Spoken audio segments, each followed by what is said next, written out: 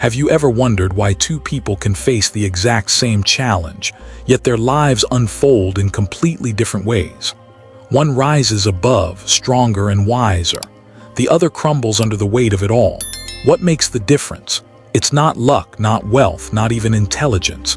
It's the way they think. Our thoughts are like invisible architects. Quietly, day after day, they design the structure of our lives. Most of the time, we don't even notice it happening. A single thought repeated again and again becomes a belief. A belief shapes how we see the world, and how we see the world determines the choices we make. That's why the Buddha said, "The mind is the forerunner of all things." Before any action, before any word, before any habit, there is always a thought. But here's the problem. Most of us live as if our thoughts are in control of us instead of the other way around. We identify with them. We say, "I am angry," instead of "anger has arisen." We say, "I am a failure," instead of a thought of failure just passed through.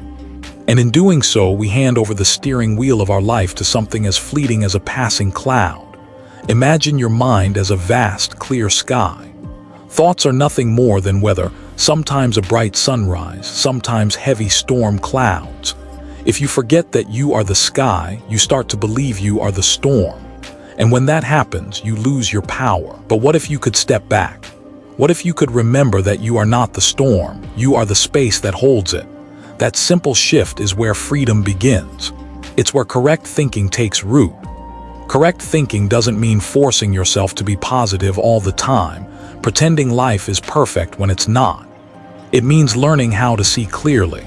It means asking the right questions, directing the mind with wisdom, and choosing thoughts that build strength instead of weakness. It's like polishing a mirror.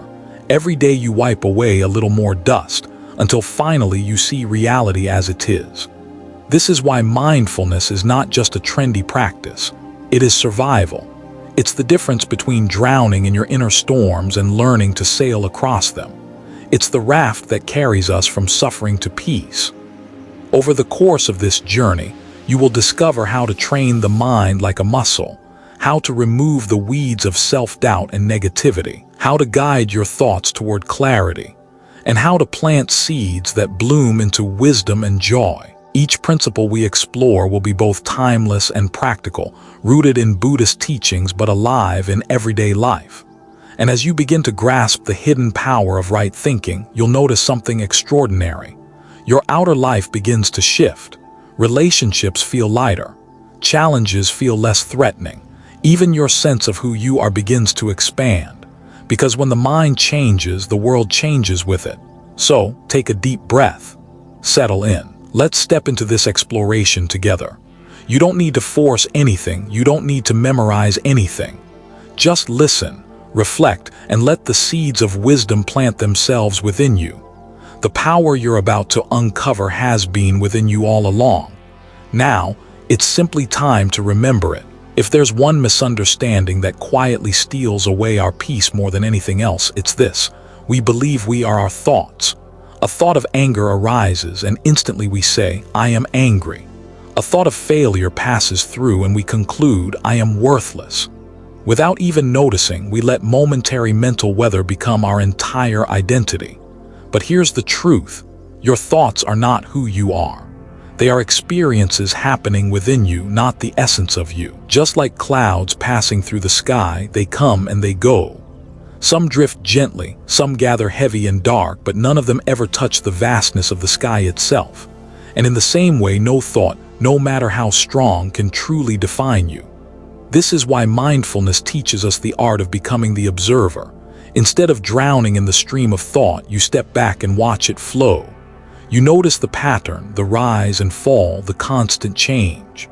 And in that moment of awareness, you realize something liberating. If you can observe a thought, then you are not the thought. Think of it this way: when you watch clouds, you don't mistake yourself for the cloud. You know you are the witness. The same applies to the mind. Anger arises, you notice it. Doubt arises, you notice it. Joy arises, you notice it. The noticing is where your true power lies. This is not about suppressing or fighting thoughts. In fact, trying to push them away only gives them more strength. Instead, it's about holding them gently, as you might hold a bird in your hand. You let it rest there without clinging, and eventually it flies away on its own. The Buddha compared this practice to sitting by a river. Thoughts are like leaves floating past on the water. Normally, we jump in, chasing one leaf, fighting against another, getting pulled downstream. But when we sit quietly on the bank, watching the leaves drift by, we see them for what they are, just passing events, not the essence of who we are. You can try this right now. Close your eyes for a moment. Notice the next thought that appears. Maybe it's about your to-do list, maybe it's about something you regret, maybe it's just a random image. Instead of believing it, simply say to yourself, a thought has arisen. That's it, nothing more. By labeling it in this way, you remind yourself that it's not you, it's just a mental event appearing in awareness. The more you practice this, the lighter you feel, because suddenly you are no longer trapped in the storm of your mind, you are standing in the clear space beyond it. That space is where clarity is born. That space is where wisdom grows. And here's the most beautiful part. When you stop over-identifying with your thoughts, compassion naturally arises. Why? Because you see that everyone else is also caught in their thoughts, just like you. You realize the anger of another person is not who they truly are. It's just a storm passing through their sky. This simple insight softens the heart and opens the door to patience, kindness, and understanding. This is the first great step in correct thinking, realizing that thoughts are not your master, they are your tools. You can observe them, learn from them, and let them go. And once you see this clearly, a question begins to arise. If I'm not my thoughts, then what am I? And more importantly, how do I train the mind so that instead of being my prison, it becomes my ally? That's where our journey naturally flows next, into the art of training the mind, shaping it with practice, and building it like a muscle that grows stronger each day. Once you understand that you are not your thoughts, something powerful happens. You stop being a prisoner of the mind and you begin to see it as something you can actually train. Just like the body grows stronger when you exercise, the mind too can be shaped, disciplined, and refined. The ancient Buddhists had a word for this, Bhavana, which literally means cultivation or development. Think of your mind as a garden. If you never care for it, weeds will take over, thoughts of anger, doubt, fear, greed. They grow wild without invitation. But if you cultivate it, watering seeds of mindfulness, planting seeds of compassion, then over time the weeds weaken and flowers of wisdom begin to bloom. The problem is, most of us expect change overnight. We meditate once, or we try to think positively for a day, and when nothing changes, we give up. But you would never walk into a gym, lift a weight one time, and then complain that you're not fit yet. Training requires consistency. The mind is no different. Every single thought, every single practice is like a repetition in the mental gym. Even the Buddha himself didn't awaken in a single day. He trained tirelessly, sitting under the Bodhi tree, facing every storm of thought and temptation. His example teaches us that transformation is not about intensity, it's about persistence. And here's the encouraging truth. You don't need hours upon hours each day to begin training your mind. Even 10 minutes of meditation each morning is like lifting a small weight. Do it consistently, and the results compound. You begin to notice you're less reactive, less anxious, more grounded. You may still feel anger or fear, but they no longer control you the way they used to. Training the mind also means creating conscious habits in daily life. When you wake up, instead of instantly grabbing your phone, you pause and breathe. When you walk, you notice each step. When you speak, you choose words that heal instead of words that wound.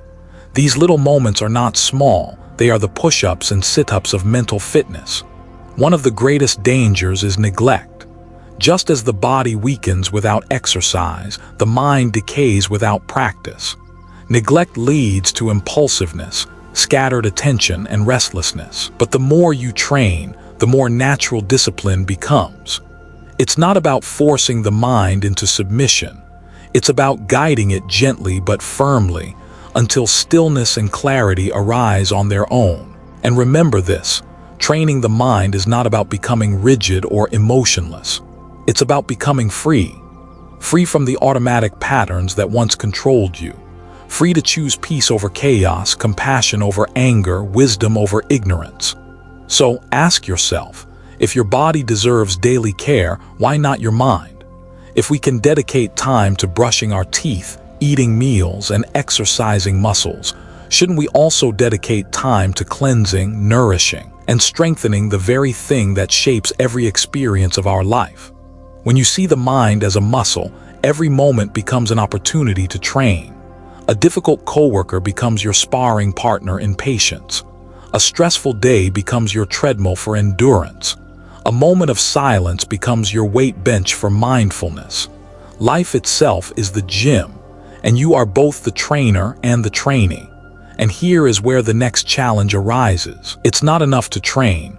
You also need to make sure you're pulling out the weeds that threaten to undo your work. Because if you train the body but keep feeding it poison, you'll never see results. The same is true for the mind. We must learn to identify and uproot the toxic self-talk, the inner voices of doubt and negativity that keep us small. And that is exactly where we are heading next. You've begun to see your mind as a garden, a place where seeds of wisdom can grow if you train and cultivate them. But even the most beautiful garden will struggle to flourish if weeds are left unchecked. In the mind, those weeds are the voices of negative self-talk, the quiet, poisonous whispers that tell you, "I'm not good enough," "I'll never succeed," or "I don't deserve happiness." These thoughts are more dangerous than any external obstacle because they grow from within, and the longer they're left to spread, the deeper their roots sink. If you've ever caught yourself repeating the same patterns of doubt or criticism, you know how quickly those weeds can take over. But here's the good news. Just like in a garden, weeds can be removed. It doesn't happen by ignoring them or pretending they are not there. It happens by facing them directly, understanding how they grow, and pulling them out from the root. Most negative self-talk begins with a story we once believed. Maybe as a child someone told you weren't smart enough.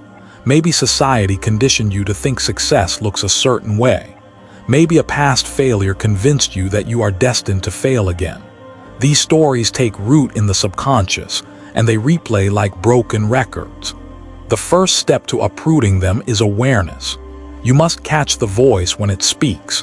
Instead of unconsciously believing it, pause and ask, is this thought true? Where does it come from? Does it serve me or does it limit me? This simple questioning loosens the soil around the root. The second step is replacement. Once you've recognized a toxic thought, you don't leave the soil empty, you plant something new. If the mind whispers, "I can't handle this," you counter with, "I am learning to handle challenges every day." If it says, "I always fail," you respond, "Every setback is my teacher, and I am growing stronger." You're not lying to yourself, you're choosing to plant healthier seeds. And the third step is compassion. Too often, people try to fight their negative thoughts with anger as if they could yell them into silence. But weeds don't disappear by screaming at them. They disappear when you gently, patiently, and consistently remove them. Compassion toward yourself is the sunlight that allows new growth to take hold. Remember this. No great master ever became wise without facing their own inner critic. Even the Buddha was tempted by Mara, the embodiment of doubt and fear, on the night of his enlightenment. But instead of running, he sat firmly beneath the Bodhi tree, touched the earth, and declared his right to awaken. In that moment, the weeds lost their grip. When you learn to do the same in your own life, when you stop believing every cruel story your mind tells, you create space for clarity, courage, and peace to grow. The garden of your mind begins to open, free of the thorns that once kept you trapped. And when the weeds are cleared, something else becomes possible. You now have room to plant new, intentional thoughts, thoughts that inspire, thoughts that guide, thoughts that align you with the life you truly want to live. That's the next step in our journey. Learning how to use the power of right thinking to consciously shape your reality, like a gardener planting seeds that will one day bear fruit. Now that the weeds of negative self-talk are being cleared, the soil of the mind is ready for something new. But here's the secret. The quality of your life is shaped not only by the thoughts you plant, but also by the questions you ask yourself. Questions are like the steering wheel of the mind. They determine the direction of your attention, and where your attention goes, your energy flows. Ask the wrong questions, and you trap yourself in cycles of confusion. Ask the right questions, and suddenly doors of clarity open. Think about it. How many times have you asked yourself questions like, "Why does this always happen to me?" Or "What's wrong with me?" These questions don't guide you forward, they dig you deeper into suffering. They focus your mind on blame, on victimhood, on limitations. And because the mind is obedient, it will find answers that match the question. If you ask, "What's wrong with me?" the mind will gladly give you a list. But if you shift the question, everything changes. Instead of asking, "Why does this always happen to me?" ask, "What can I learn from this?" Instead of asking, "Why am I failing?" ask, "How can I grow stronger from this experience?" Suddenly the mind begins searching for solutions instead of problems, growth instead of defeat. The Buddha himself taught through questions. When disciples approached him, he rarely gave them direct answers. Instead, he asked them to reflect. What is suffering? Where does it come from? What happens when you let go? These weren't random inquiries, they were carefully designed to point the mind toward awakening. And here's the beautiful truth, you can do the same in your daily life. When doubt arises, ask, "Is this thought true, or is it just a passing cloud?" When anger arises, ask, "What is this anger trying to protect in me? And is it really the best way?" When fear arises, ask, "What would courage look like in this moment?" Each question is like a compass needle, turning the mind away from unconscious reaction and toward conscious reflection. Over time, this practice reshapes your entire inner world. Instead of spiraling into old patterns, you begin steering your mind like a wise captain guiding a ship. It's important to remember, the mind doesn't need all the answers right away. Sometimes, simply holding a powerful question in silence is enough. The answer unfolds naturally in its own time, like a seed sprouting after the rain. So the next time you catch yourself lost in thought, pause. Don't fight the thought. Don't drown in it. Instead, ask one wise question, just one, and notice how the energy shifts. That is the art of steering the mind. And when the mind is steered in the right direction, it becomes possible to go deeper, not just in questioning, but in seeing.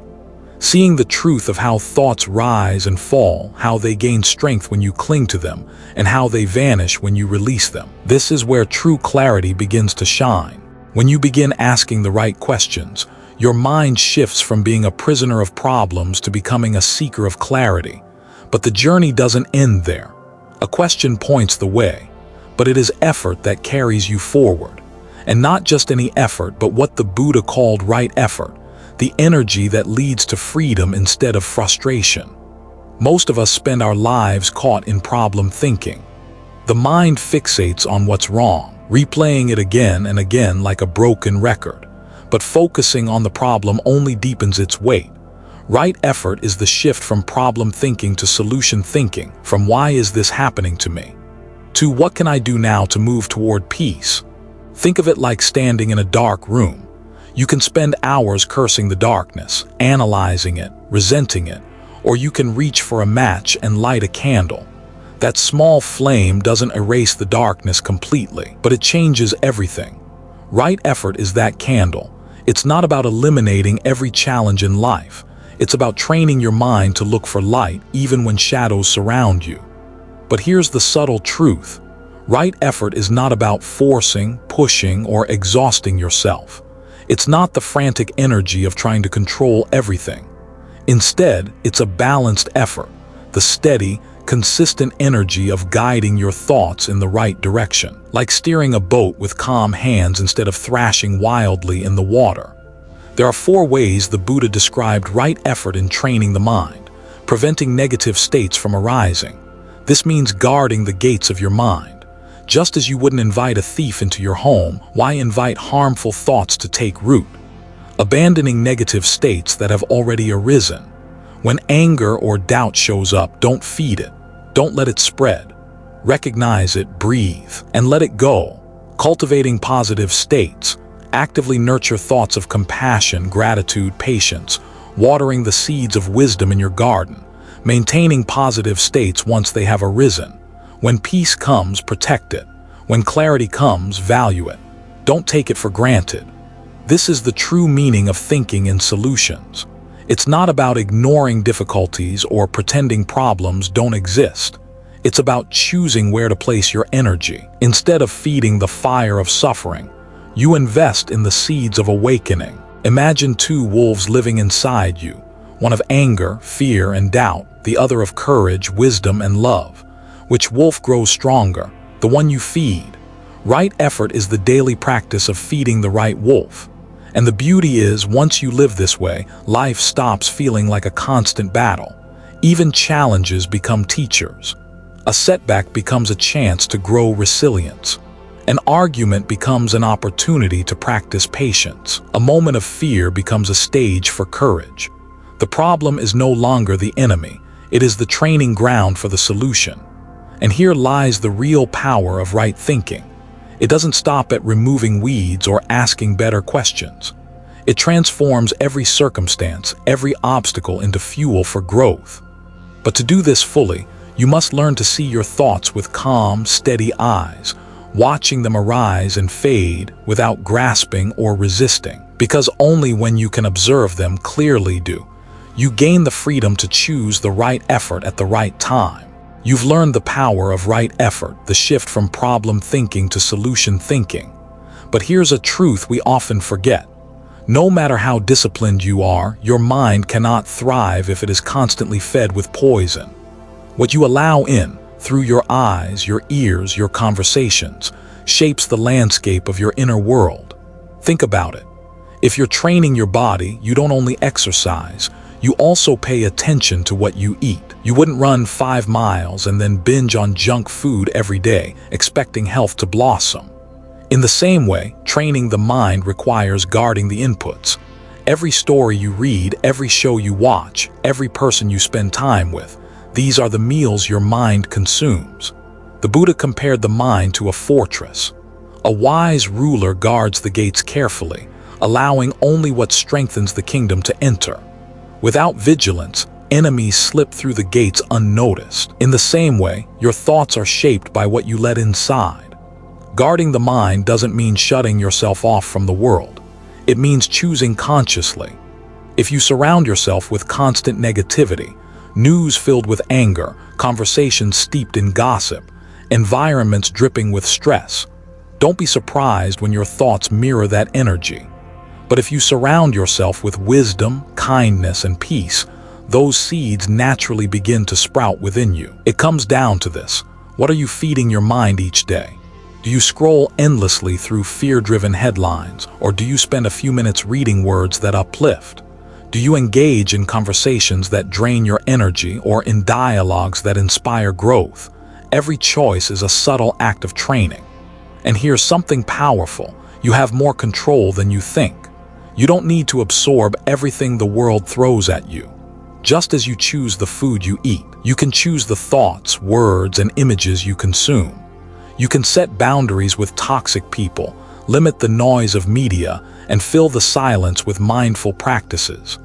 Guarding the mind is not about restriction, it's about freedom. Because when you stop letting every random influence enter, you reclaim your inner space. You create a sanctuary where clarity can thrive, where wisdom has room to grow.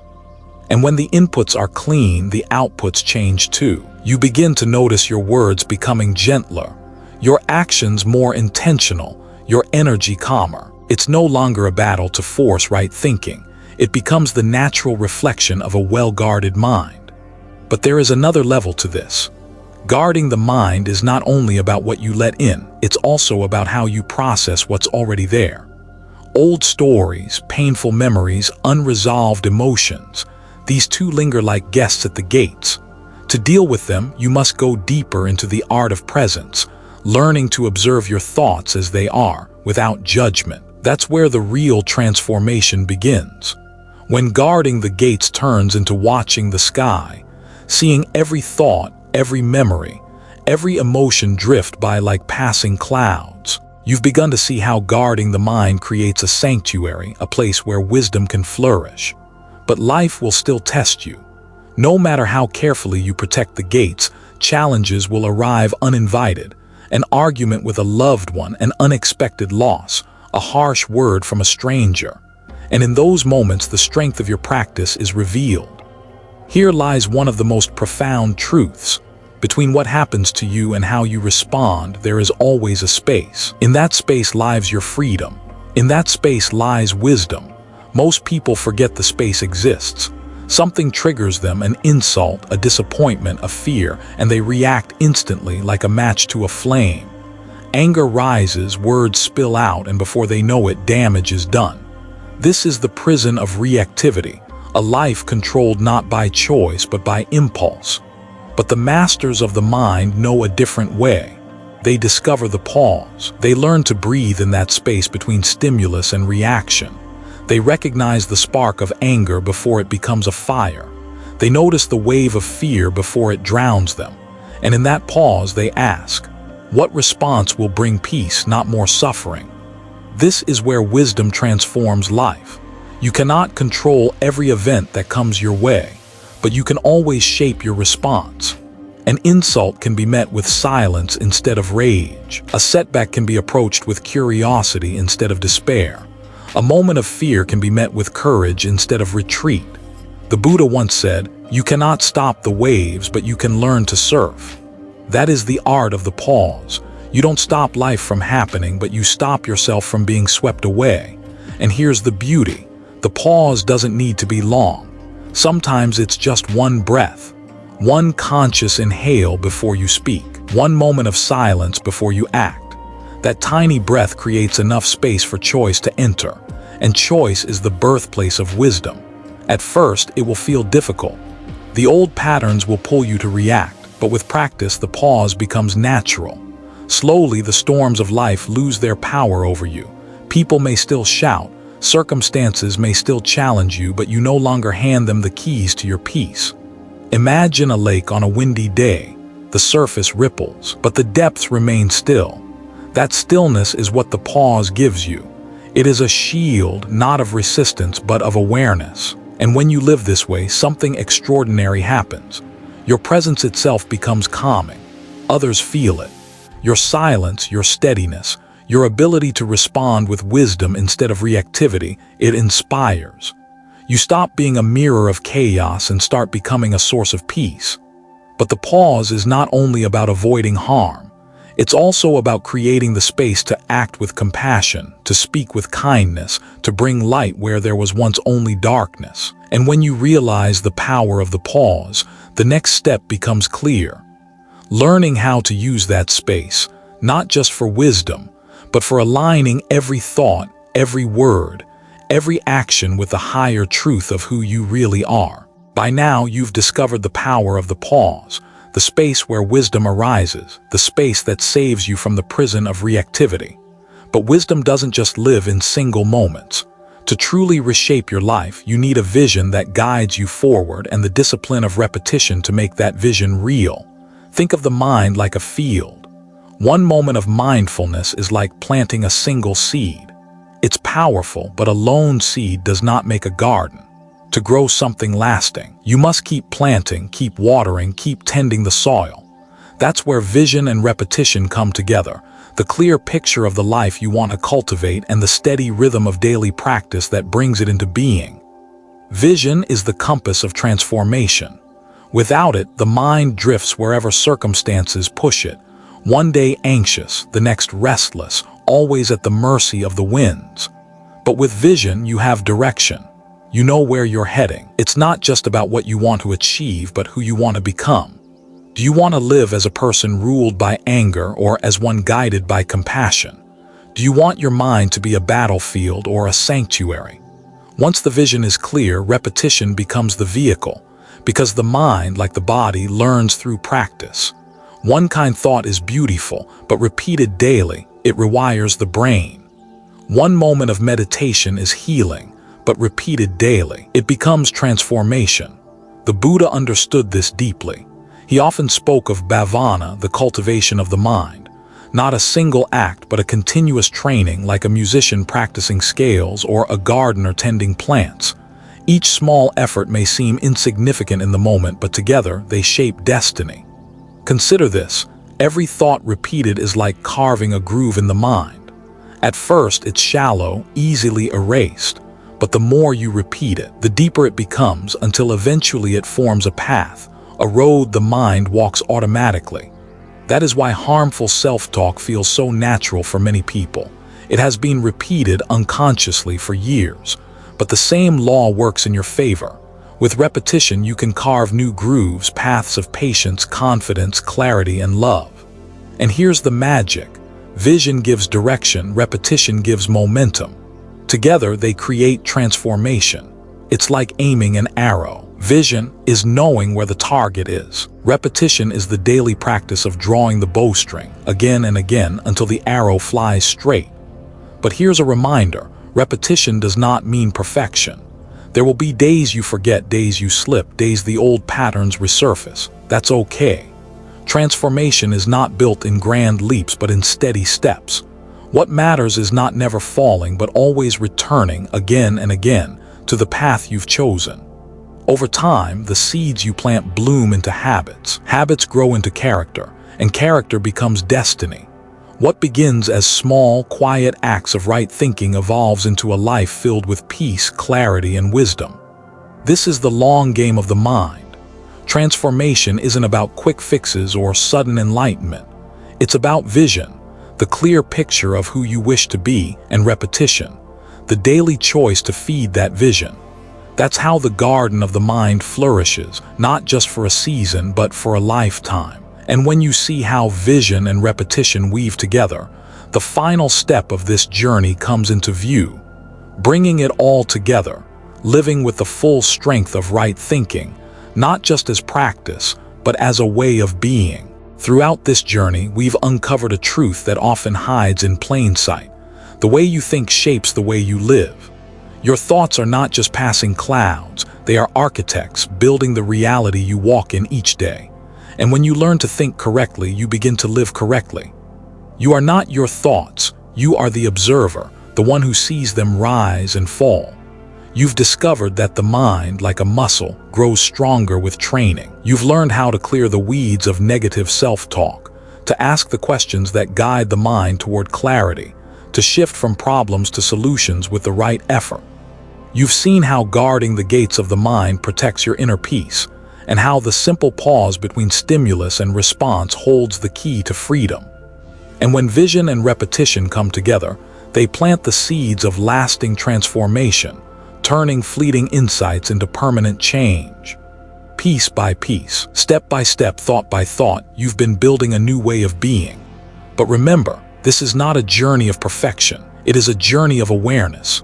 There will be days when the old patterns return, when anger bites, when fear clouds your vision. But in those moments, you are not lost. You know the way back. One breath, one pause, one act of right effort, and the path opens again beneath your feet.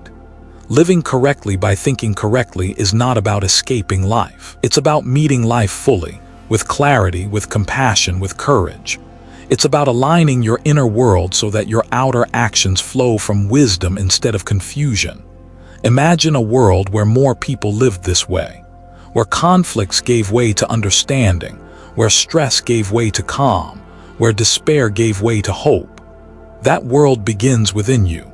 Every time you choose to think with awareness instead of reactivity, you plant a seed not only for your own peace but for the peace of those around you. This teaching is not just philosophy, it is practice. It is daily, ordinary, simple acts, choosing what you feed your mind, pausing before you react, repeating the thoughts that uplift, letting go of those that harm. Correct thinking is not distant, it is here now, available in every breath. And so, as we close this journey, let these words stay with you. Your thoughts create your world. Guard them, train them, shape them, and life itself will transform. Because when you think correctly, you live correctly. And when you live correctly, peace is not something you chase. It is something you embody. If these words have touched something deep within you, let this be more than just a moment of listening. Let it be the beginning of a practice, a reminder you carry into each day. And if this message resonated with your heart, I invite you to stay connected with us here at Zen Buddhism Wisdom. Subscribe to this channel so together we can keep exploring the timeless teachings of the Buddha, not as distant philosophy, but as living guidance for the way we breathe, think, and live. Share this with someone who may need a spark of calm, a breath of clarity, or simply a reminder that peace is always within reach. And as always, may your thoughts be gentle, may your heart remain steady, and may your life unfold with wisdom.